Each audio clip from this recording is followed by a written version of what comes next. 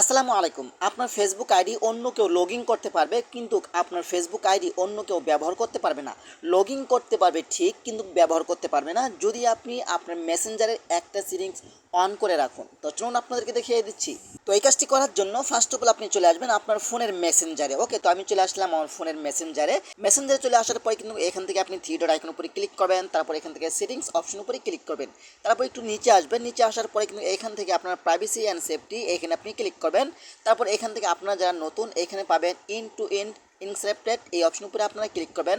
তারপর এইখান থেকে ম্যানেজ স্টোরেজ এখানে আপনি ক্লিক করবেন। তারপর এইখান থেকে আপনারা যারা নতুন এখানে ক্রেডিট পাসওয়ার্ড দেখাবে, তারপর এখান থেকে ক্রেডিট পাসওয়ার্ড অপশনে ক্লিক করবেন। এখান থেকে আপনার 6 সংখ্যার একটি পাসওয়ার্ড দিয়ে দিবেন। তো আমি দিয়ে দিচ্ছি, দ্বিতীয়বার একই পাসওয়ার্ড আপনারা দিয়ে দিবেন। বাস, এখন থেকে আপনার ফেসবুক আইডি অন্য কেউ যদি লগ ইন করে, শুধু লগ ইন করতে পারবে, আপনার মেসেঞ্জার আপনার পার্সোনাল জিনিসগুলো সেই ব্যক্তি দেখতে পারবেন। আপনি চাইলে এই কাজটি করতে পারেন আপনার নিরাপত্তার জন্য। তো আশা করি আজকের ভিডিওটা এই পর্যন্তই। ধন্যবাদ সবাইকে। আসসালামু আলাইকুম।